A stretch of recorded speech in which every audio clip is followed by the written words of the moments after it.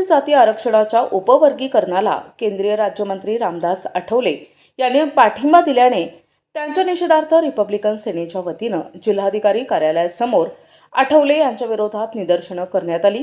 यावेळी रिपब्लिकन सेनेचे प्रदेश प्रवक्ते अविनाश शिंदे, माजी स्थायी समिती सभापती संजय साबळे, सुनील साळवे, मारुती घोडेराव, ॲडव्होकेट विनय कटारे, संतोष भालेराव, जितेंद्र शार्दूल, महिला जिल्हाध्यक्ष विद्या थोरात, विवेक तांबे आदी उपस्थित होते। उपवर्गीकरण हे अन्यायकारक आहे। अनुसूचित घटनात्मक आरक्षणावर त्याचा विपरीत परिणाम होईल। विविध घटकांमध्ये नाहक गैरसमज निर्माण होतील आणि म्हणूनच उपवर्गीकरण होऊ नये अशी रिपब्लिकन सेनेची भूमिका आहे। केंद्रीय मंत्री रामदास आठवले यांनी उपवर्गीकरणाला समर्थन दर्शविल्याने त्यांच्या विरोधात जोरदार घोषणाबाजी करण्यात आली।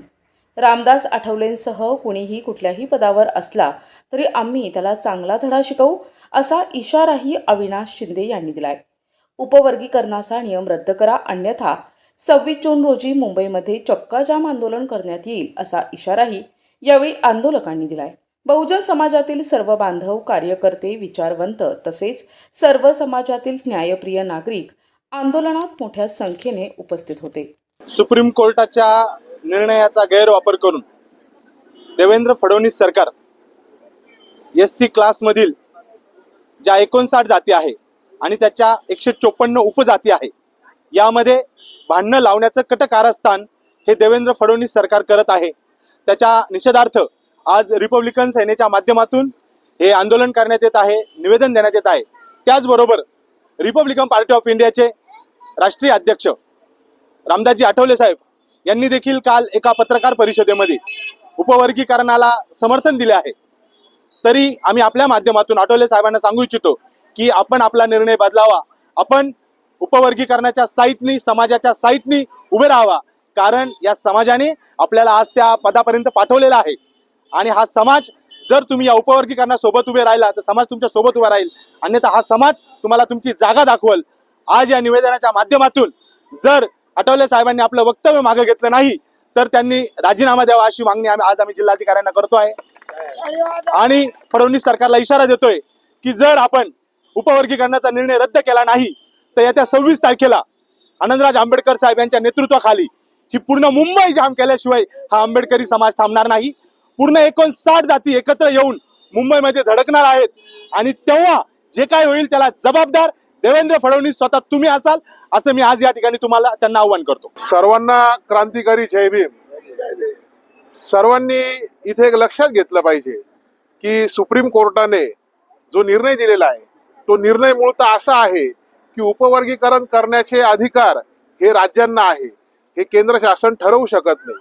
मूळतः या निर्णयावर मी काही बोलणार नाही, परंतु ज्या महाराष्ट्रामध्ये जी पुरोगामी परंपरा आहे त्या पुरोगामी परंपरेला छेद देण्याचं कट कारस्थान या फडणवीस सरकारकडून रचलं जात आहे आणि सुप्रीम कोर्टाच्या निर्णयाचा दाखला देऊन 59 जातींमध्ये ज्या अनुसूचित जातींमध्ये येतात यांच्यामध्ये भांडण लावण्याचं काम उपवर्गीकरण लागू करून यांना करायचं आहे। मूळतः आपण हे लक्षात घेतलं पाहिजे की जी बदर समिती यासाठी नेमण्यात आली होती ती एक सदस्यीय समिती असून त्या समितीचा अहवाल अद्याप तो कुठेही सार्वजनिक केला गेलेला नाही। असं असताना देखील त्यामध्ये कुठेही समाजाचे प्रतिनिधी 59 जातींच्या प्रतिनिधीचा कुठलाही अंतर्भाव नाही। असं असताना देखील हे सरकार बळजबरीने जे उपवर्गीकरण करू पाहत आहे त्याचा आम्ही तीव्र शब्दात निषेध व्यक्त करतो आणि याला समर्थन देणारे केंद्राचे मंत्री रामदासजी आठवले साहेब यांचा देखील आम्ही तीव्र शब्दात निषेध व्यक्त करतो आणि आज या ठिकाणाहून आम्ही सरकारला सूचित करू इच्छितो की हे उपवर्गीकरणाचं जे खूळ आपण काढलेलं आहे हे जर तात्काळ रद्द केलं नाही तर संपूर्ण आंबेडकरी नाहीच तर संपूर्ण 59 जाती या मुंबईमध्ये उतरून मुंबईचा चक्काजाम करतील आणि आरक्षण उपवर्गीकरण रद्द केल्याशिवाय आम्ही शांत बसणार नाही। एवढं बोलतो आणि थांबतो। जय भीम।